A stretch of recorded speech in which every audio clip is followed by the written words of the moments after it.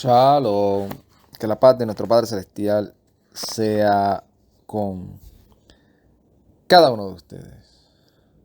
La doble porción. En esta parte de la doble porción estaremos tocando la parashá Jucat. Parashá Jucat con Haftara. Estábamos tocando los temas de los salmos, mayormente en la doble porción, y las parashot, las porciones en después o mientras estaba Shabbat, y los salmos previo a Shabbat. Y nosotros, ¿verdad?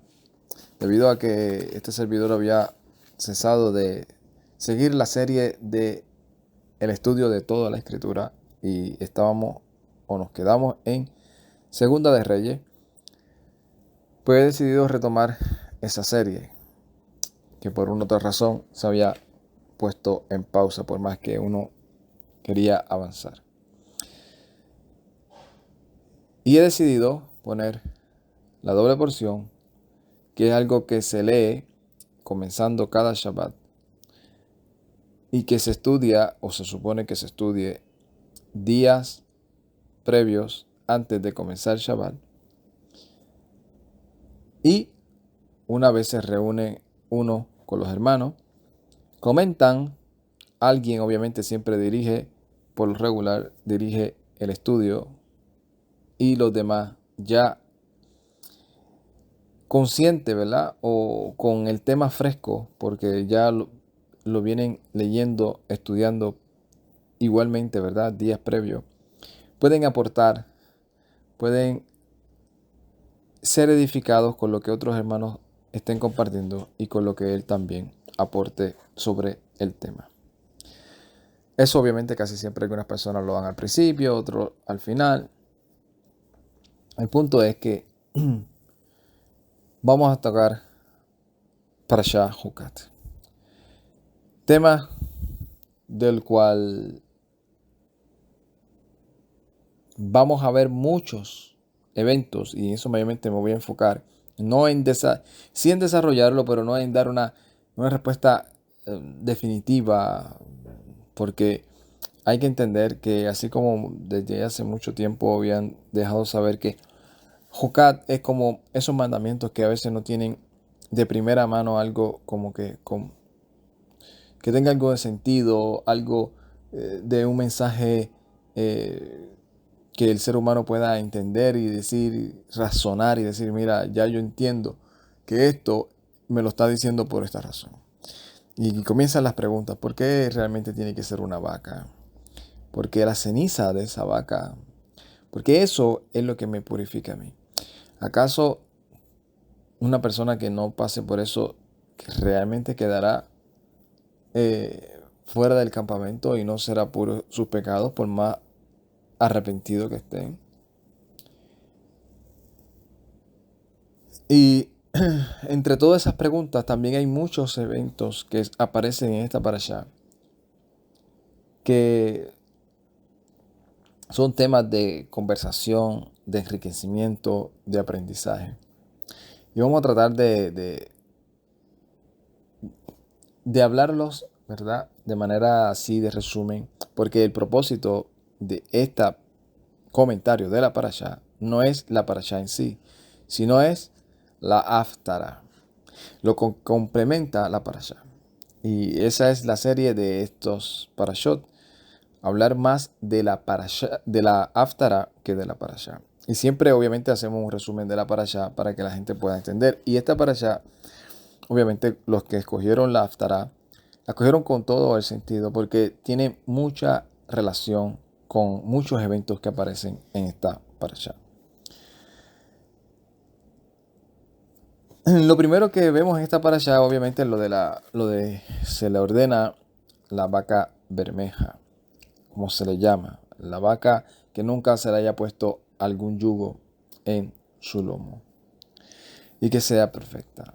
¿Y qué tiene que hacer? Quemarla. Y pregunta que se hace uno, ¿por qué la persona que está tocando algo que es puro, algo que es santo, algo que va a purificar los pecados de un pueblo, tiene o termina siendo él impuro cuando está tocando algo puro? ¿Por qué termina siendo él impuro y tiene que esperar hasta la tarde? Son preguntas que lógicamente a veces no tienen una respuesta fundamentada. Otra de las cosas que aparece en esta parasha es lo que aparece en el capítulo 21.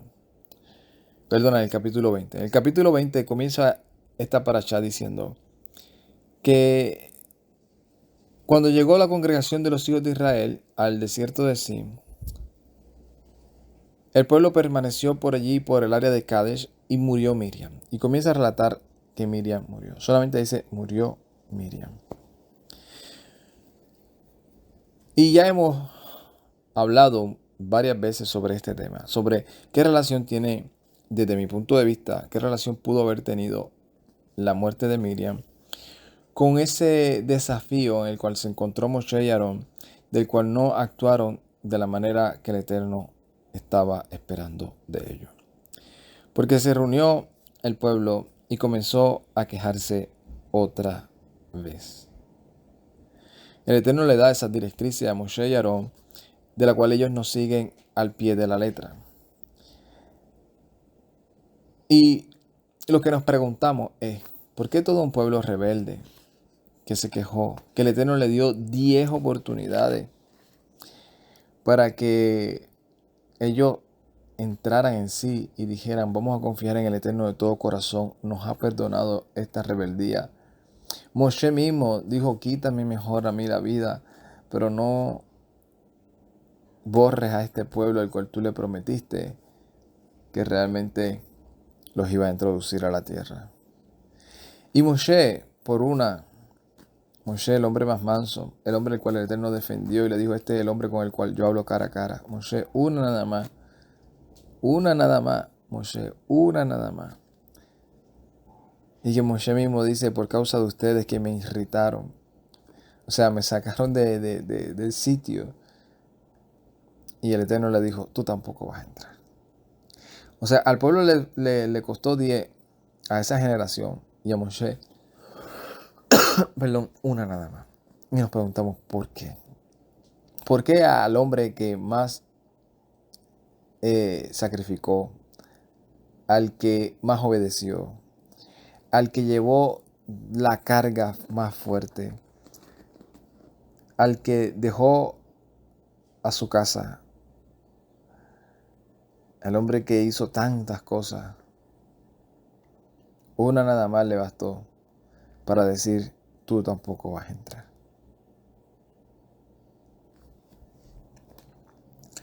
Son cosas que uno se cuestiona y se pregunta.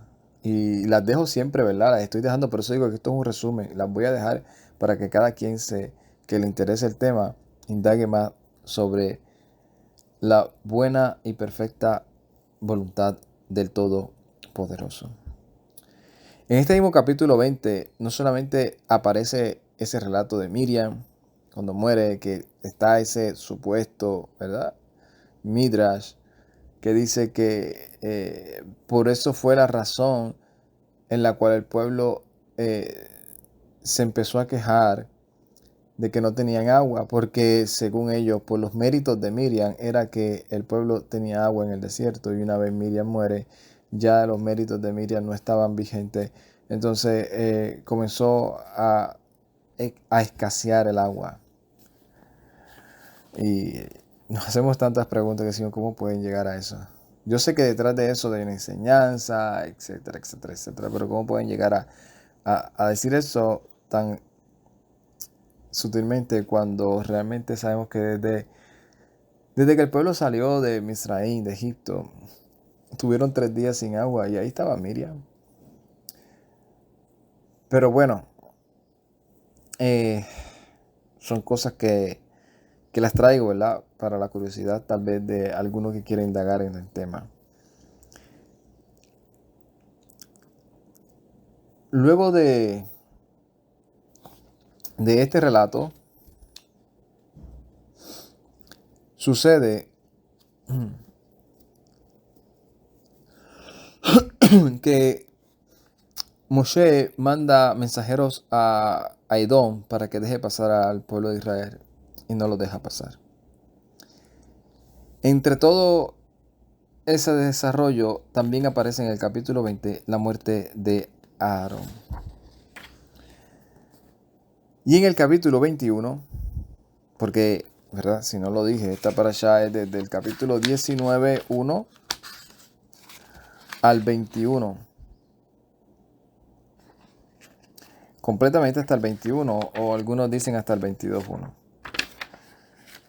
En el capítulo 21 aparece el relato, y es importante esto para cuando vayamos a hablar del Haftarah.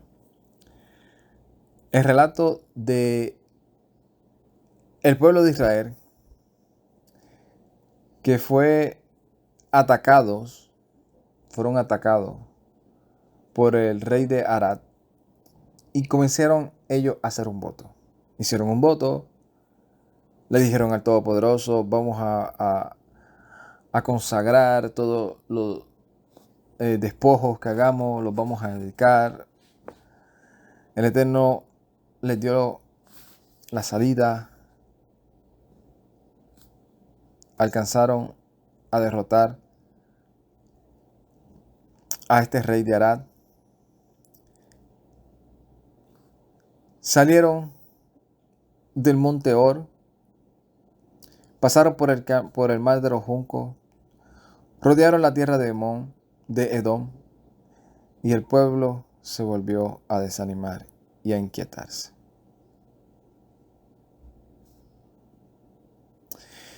Un pueblo que, por más que vio el cuidado del Eterno, a pesar de que se le había dicho a la generación, ustedes no van a entrar, a pesar de que vieron cómo el Eterno los escuchó y los libró del rey de Arad.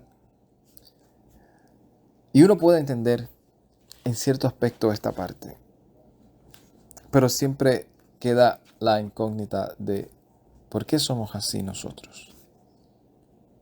Saben que pasaron por el mar de los juncos, tal vez comenzó a hacer refresh cuando nuestros padres pasaron por aquí. De momento tener que rodear la tierra de Edom. ¿Por qué no pelear con Edom y de una vez vencerlos, así como hicimos con el rey de Arad? Y así no tenemos que dar toda la vuelta, sino que pasamos por ahí de una. ¿Por qué tenemos que tener que estar dando la vuelta tan larga, tantos meses? Comenzaron a hablar y a decir, ¿por qué realmente nos ha hecho subir de Misraín para morir en este desierto, donde no hay agua ni pan, y ya está fastidiada de este man? El Todopoderoso envía la serpiente. Moshe, que ya había sido declarado fuera del grupo de los que iban a entrar, y un pueblo que sigue en rebeldía, Moshe sigue clamando por ello, a pedido del pueblo, y el Eterno le manda a Moshe a que ponga un estandarte, un nes, para que cuando todo aquel que fuese mordido por la serpiente mirara, no muriera. Parten de Obot, llegaron a Abarim, después acamparon en el arroyo de Seret, pasaron al otro lado de Arnón, llegaron al territorio de Emorí, porque Arnón era el término de Moab, entre Moab y el Emorí. Y es importante esto para cuando vayamos a hablar el Haftarah, los nombres. Llegaron a Ar,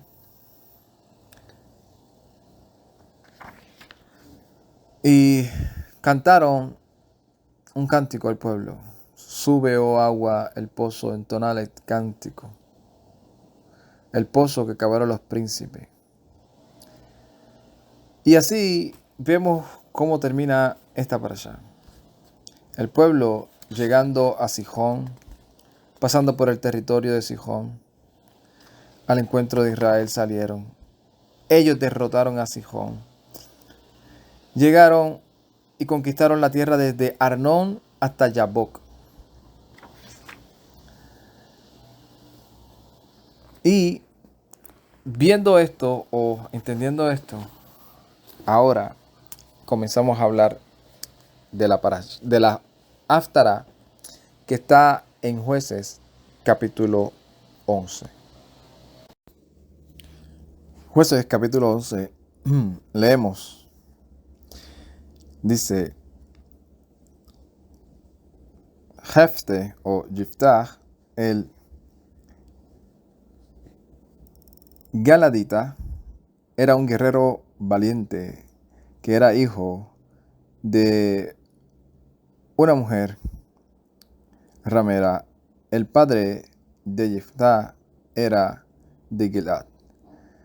Pero Gilad tenía también hijos de su esposa. Y cuando los hijos de su esposa crecieron, expulsaron a Jefte o a Yiftach y le dijeron, tú no vas a tener parte con nosotros en esta propiedad nuestra, de nuestro padre, porque tú eres hijo de una extranjera. De manera que Yiftach huyó de sus hermanos y se estableció en el país de Tob. Unos hombres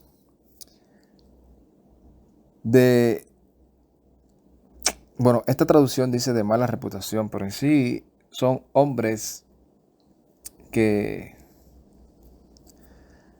en hebreo dice Kirim. Y esta palabra es como decir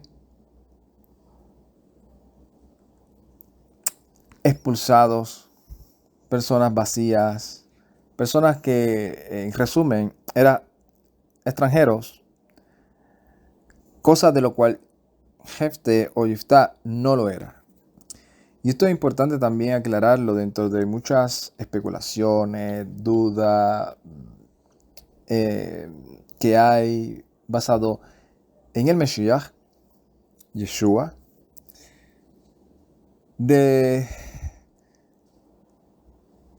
y de otras, se podría decir, confirmaciones que aparecen en la Escritura. Y es que dentro del sistema judaico, y ya claro, no estoy hablando de lo que dice la Escritura, sino de la interpretación del sistema judaico, judaísmo, que es una denominación más dentro de muchas que se han adjudicado tener la interpretación correcta de lo que conocemos como la Escritura. Dentro de todas sus especulaciones, ellos dicen que el hombre adquiere la judaidad, ¿verdad? O la identidad judía basado en la mujer, en su madre. O sea, si su madre es judía y su padre no, él tiene identidad judía.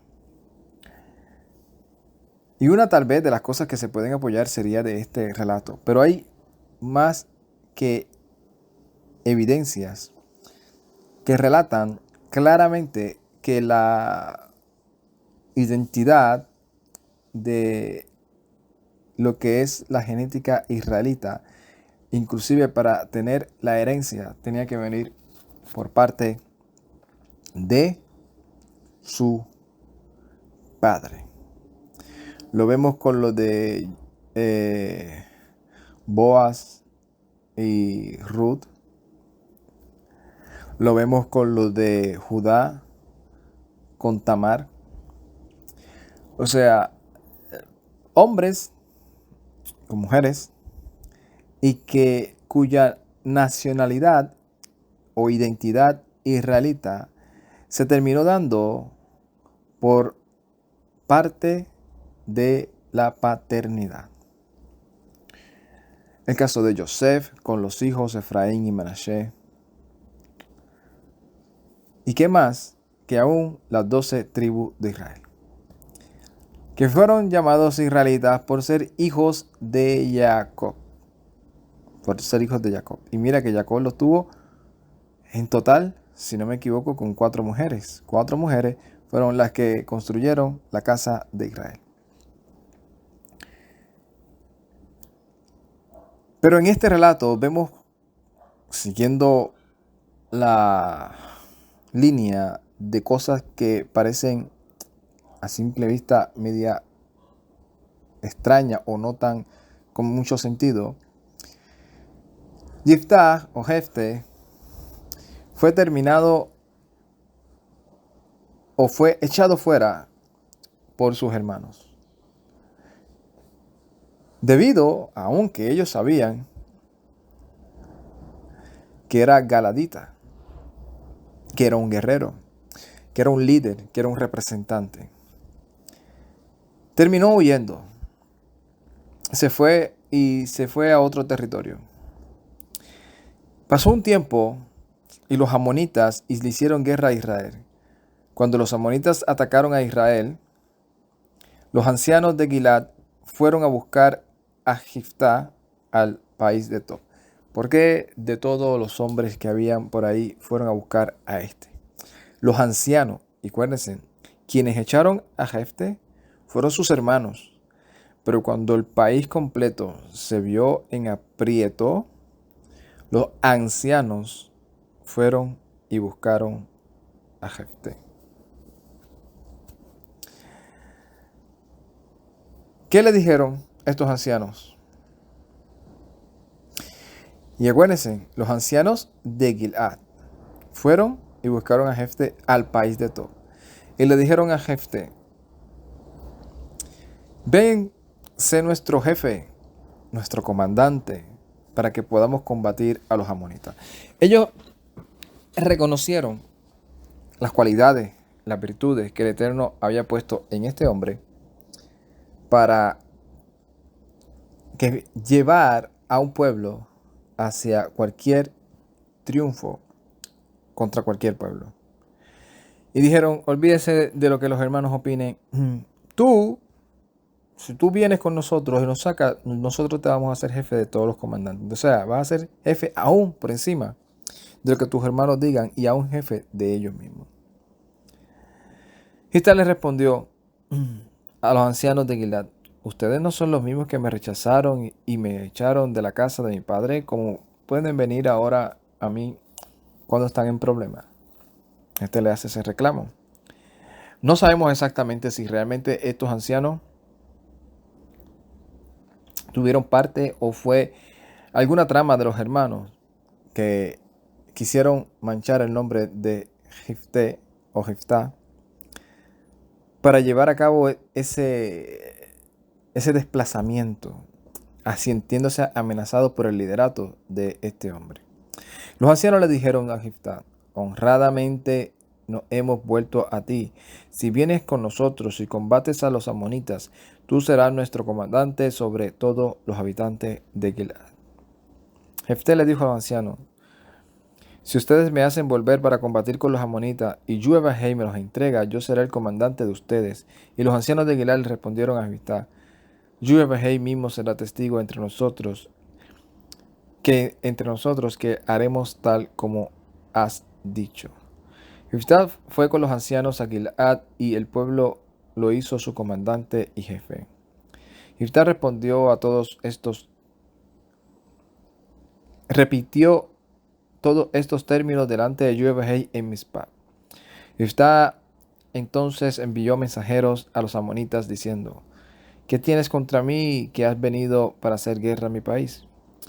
Y el rey de los amonitas le respondió a los mensajeros de Jeftá: cuando Israel venía de Misraim o de Egipto, se apoderó de la tierra que es mía desde el Arnón hasta Yaboc. Ve porque digo que fue sumamente importante resaltar esa parte en la cual aparece en la parashá, en el momento en el que el pueblo de Israel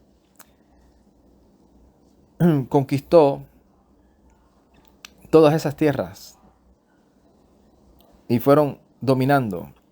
Ahora después de muchos años, los amonitas dicen que esas tierras en las cuales habita el pueblo de Israel, y más esta parte de los galaditas, dice, esa tierra es de nosotros. Lo que pasa es que ustedes cuando subieron de Egipto se quisieron apoderar de ella. Pero ahora yo quiero que me las devuelvan pacíficamente. Y Jefté le volvió a enviar mensajeros al rey de los amonitas y le dijo, así dijo Jefté, Israel no se apoderó de la tierra de Moab ni de las tierras de los amonitas. Cuando salieron de Misraim, Israel bajó por el desierto hasta el mar de los juncos y prosiguió hasta Kadesh. Ahí fue donde murió, si no me equivoco, ahí fue donde murió Miriam. Israel envió entonces mensajeros al rey de Edom diciendo, permítenos atravesar tu país. Pero el rey de Edom no consintió, sino que enviaron una misión al rey de Moab. Y él enviaron también una misión al rey de Moab y él se rehusó. De manera que Israel, después de quedarse en Cádiz, siguió viajando por el desierto, rodeando la tierra de Edom. ¿Se acuerdan cuando el pueblo de Israel sintió esa angustia, ese desánimo, esa inquietud? Y se mantuvieron al este de la tierra de Moab hasta que acamparon al otro lado de Arnón. Y como Moab termina en el Arnón, ellos nunca entraron en territorio de los moabitas. Entonces Israel envió mensajeros a Sihón, rey de los emoritas, al rey de Hesbón, rey de Israel, les dijo, permítenos atravesar por tu país hacia nuestra tierra. Pero Sihón no confió en Israel para darle paso por su territorio. Sihón convocó a todas sus tropas y acamparon en Yatzá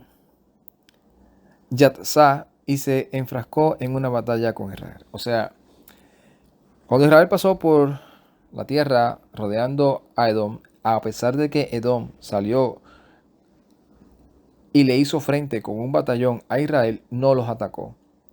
No inició una batalla. Sin embargo, el rey Sihón,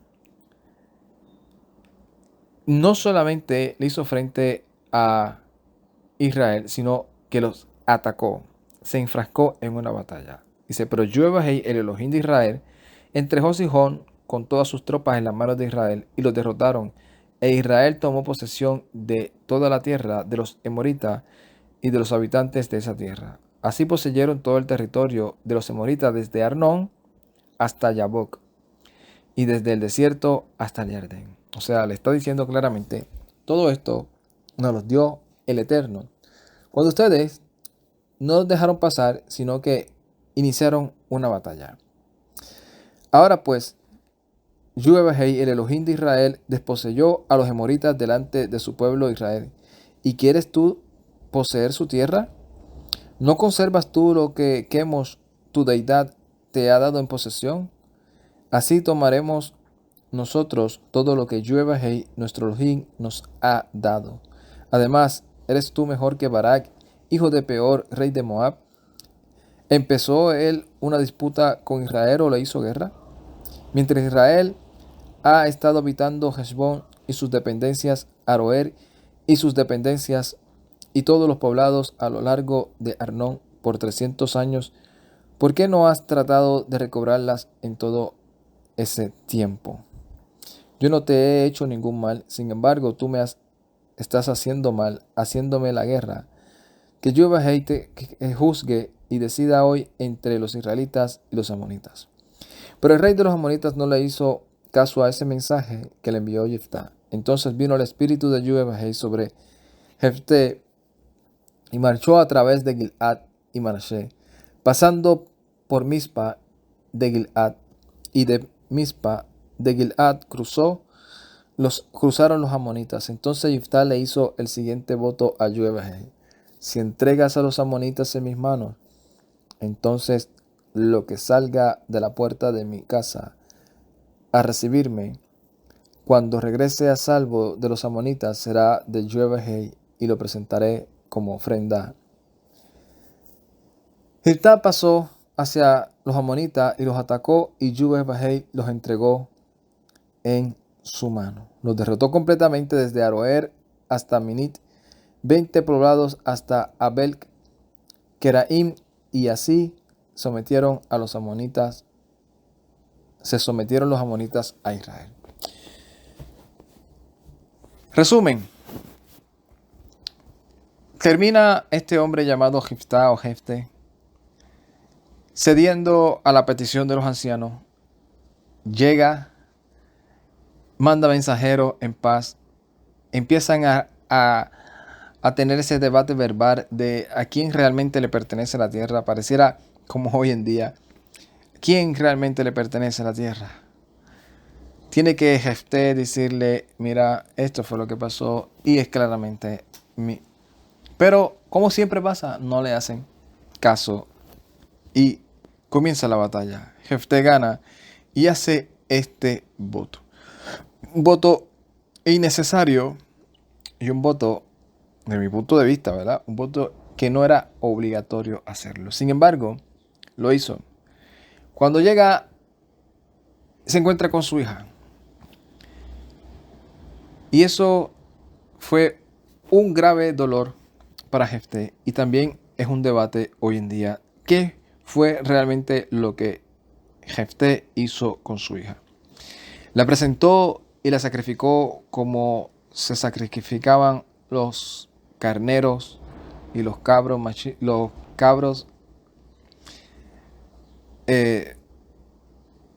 y las vacas.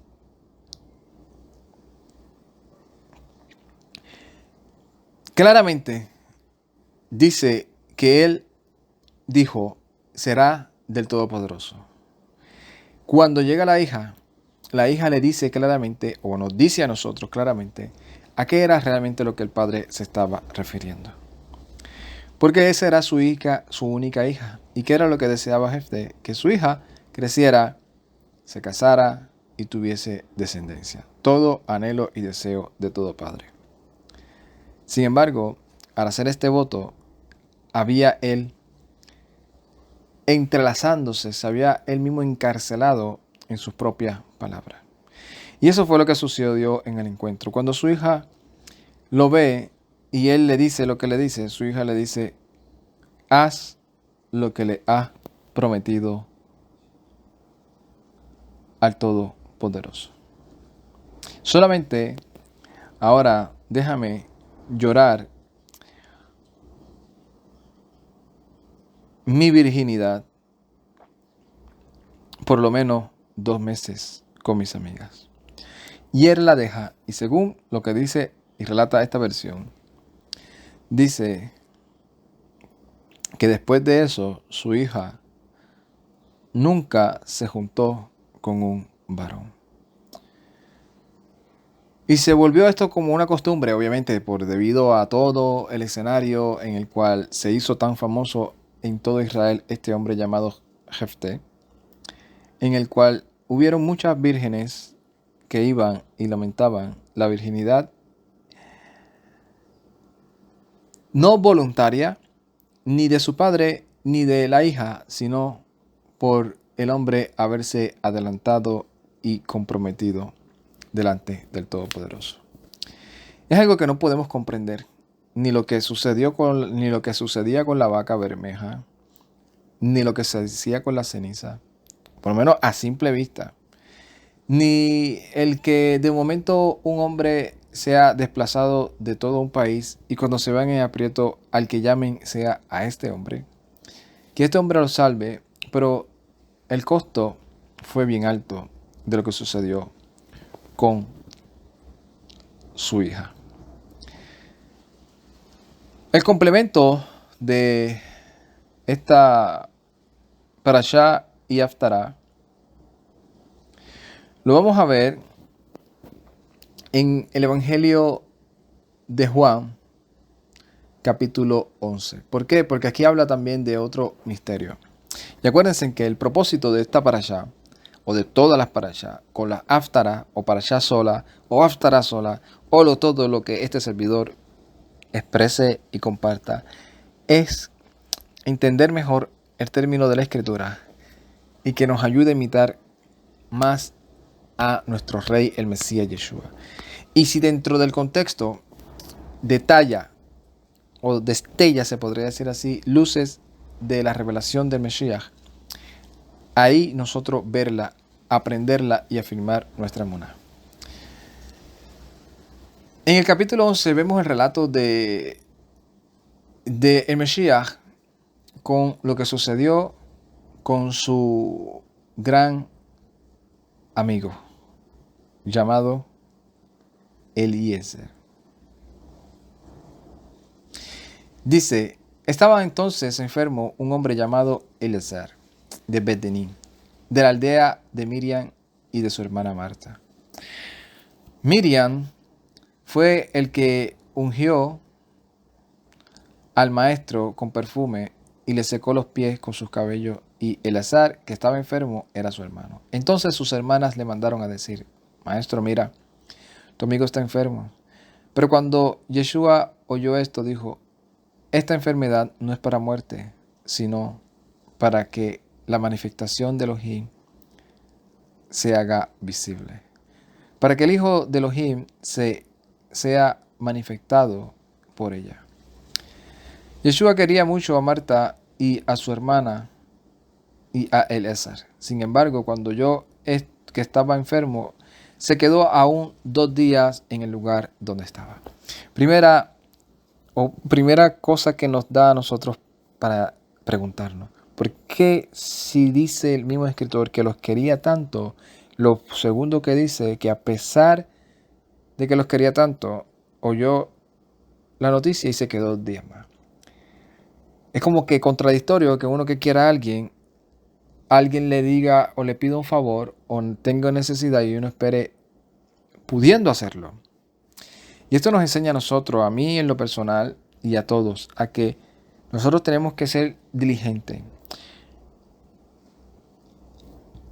Y esto no es una crítica contra nuestro Mesías, porque él mismo explica y dice, esto no es para muerte, sino para la manifestación de la gloria del Todopoderoso y para que su Hijo sea glorificado en ella.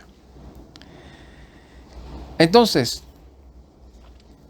después de esto, le dijo a sus discípulos, vámonos allá a Judá otra vez. Ellos le dijeron, Rabí, hace poco los yahuditas procuraban apedrearte y vas a ir allá otra vez. Yeshua les respondió, ¿no tiene el día 12 horas? Si uno camina de día, no tropieza, porque ve la luz de este mundo. Pero si uno camina de noche, tropieza porque no hay luz en él. Después de decir estas cosas, les dijo nuestro amigo Eleazar, duerme, pero yo voy a despertarlo. Entonces dijeron sus discípulos, maestro, si duerme se sanará. Sin embargo, Yeshua había dicho esto de que la muerte de Lázaro o de Eleazar, pero ellos pensaron que hablaba del reposo del sueño. Así que después de esto, Yeshua les dijo claramente, Eleazar ha muerto. Y después de esto, y dijo, y por esto me alegro, de que ustedes estén aquí y yo no haya estado allá, para que crean, así que vamos a donde él. Entonces Tomás, el llamado gemelo, le dijo a sus discípulos, vamos también nosotros para que también muramos con él. Cuando llegó Yeshua, halló que hacía ya 4 días que Eleazar estaba en el sepulcro. El resumen de esto es, llega el Mesías Yeshua, llega Marta, le dice, si tú estuvieses aquí, él no hubiese muerto. Llega María, le dice, si tú estuvieses aquí, él no estaría muerto. Y Yeshua le dice, yo soy la resurrección y la vida. El que cree en mí, aunque haya muerto, vivirá. Y le dice, Lázaro, sal fuera.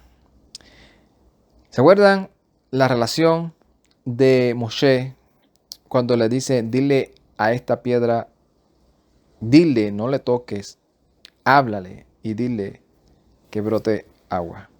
A presencia de todos ellos. Yeshua glorificó al Todopoderoso claramente, delante de todos. No tocó la piedra, no le dijo, métele un cantazo. No, no.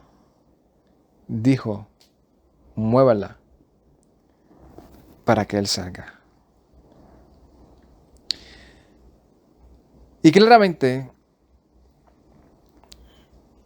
Yeshua dice, no te dije que si crees verías la gloria de Elohim. Hay cosas en nuestra vida que nosotros a simple vista tal vez no vamos a comprender, no vamos a entender. Pero en la Escritura nos enseña muchos detalles de cómo aún en las parashot está el Mesías. Cómo el Todopoderoso le dice a Moshe, mira, háblale a esa peña. ¿Y qué es lo que dice 1 de Corintios? Dice, todos ellos bebieron de la roca, de la peña. Y esa peña era la representación del Mesías, del ungido. Era la representación de que todos bebieron de esa agua de salvación. Y el Mesías le dice a Kefa, sobre esta peña, sobre esta roca, será edificada la Keilah, la congregación, la iglesia. Entonces, ¿qué nosotros podemos comprender de todos estos misterios que son los Jukot o la Juká que el Todopoderoso da como instrucción, como Torah? Por eso siempre hemos dicho, la Torah, tenemos que hacer ese cambio de pensar que cuando hablamos de Torah estamos hablando de la ley judaica, de la ley de los judíos, de la ley de Moisés. No, estamos hablando de la palabra del Todopoderoso, del Elohim de Abraham, Isaac y Jacob, de aquel que está manifestando todos estos misterios, de que el Mesías iba a ser esa fuente, esa agua que purifica todos los pecados de todo aquel que bebe de él. Por eso le dice a esta mujer samaritana, si tú supieras quién es el que habla contigo y el que te pide, dice, dame beber, tú le pedirías agua y él te daría agua que salta para vida eterna.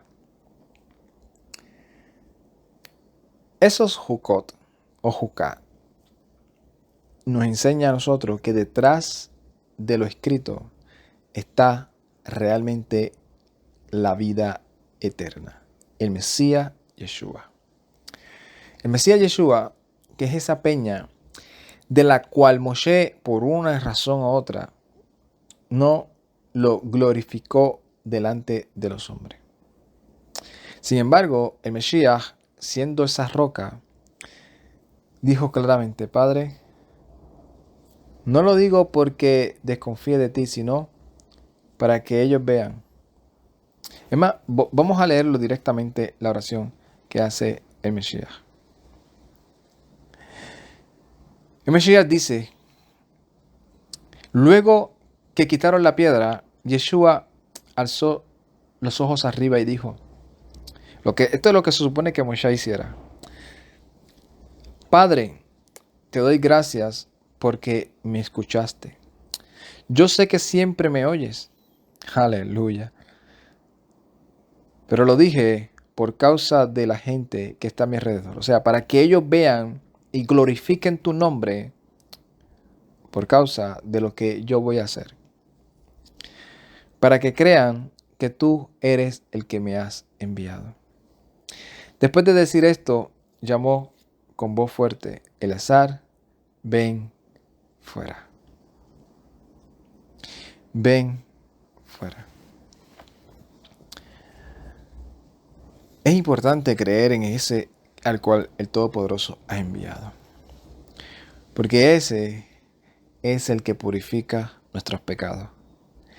Ese es el misterio revelado en los últimos tiempo. Él es el fundamento. Él es en el cual el Todopoderoso ha puesto la vida, para que todo aquel que en Él crea no se pierda, sino que pase de muerte a vida. Y aunque hayan cosas de las cuales en nuestro sentido común no tengan sentido ni lógica, como el caso de Marta y María, viendo claramente que su hermano ya llevaba 4 días, o en el caso de estos Coanín, que tal vez pensaron, pero ¿cómo esta agua de un animal muerto va a purificar los pecados de un hombre? O como estos hermanos diciendo, este hombre, hijo de una ramera, ¿cómo va a libertarnos a nosotros y a ser el gran comandante de toda una tribu o de todo Israel? O Jefte diciendo, lo más seguro, estoy casi segurísimo que quien va a entrar primeramente a recibirme no va a ser mi hija. Si lo supiera, lo más seguro no hubiese dicho algo tan grande como decir, aunque fuese mi hija. Tal vez no lo dijo directamente, pero al verlo, tuvo la valentía de cumplir. Y esas son las cosas que a nosotros nos ayudan a entender que hay cosas en el Eterno de las cuales a veces no vamos a poder entenderlas en el momento. Hay momentos en donde el Eterno le dijo a Moshe, dale a la roca. Ahora le dice, háblale a la peña. En una ocasión le dijo al pueblo de Israel, no cojan nada de los despojos, sino que los quemarán y los pondrán en anatema, los consagrarán, pero para algo que no va a ser para mí. Desechen, no toquen nada ni cojan nada para ustedes de eso. Y en otra ocasión le dijo, todo el despojo que tengan pueden dividírselo entre ustedes. Por eso es sumamente importante nuestra relación con el Todopoderoso y prestar atención. Y que las circunstancias de la vida, el enojo, las frustraciones, no sean una influencia en nuestras vidas para nosotros tomar decisiones a la ligera. Yo anhelo y deseo que el Todopoderoso nos ayude a cada uno de nosotros en este caminar, por aquellos que están pasando por decisiones difíciles que tienen que tomar, por aquellos que también están ayudando a familiares enfermos, enfrentándose a un sistema del cual no tiene parte ni suerte en nuestras prioridades. Sin embargo, tenemos que vivir y respetar las decisiones que están tomando. Solamente el Eterno sabe el por qué y para qué está permitiendo estas cosas. Que el Eterno nos ayude en este tiempo de Shabbat. Shalom, Ubrajá, Lecolán, paz y bendiciones a todos. Ay, Tat.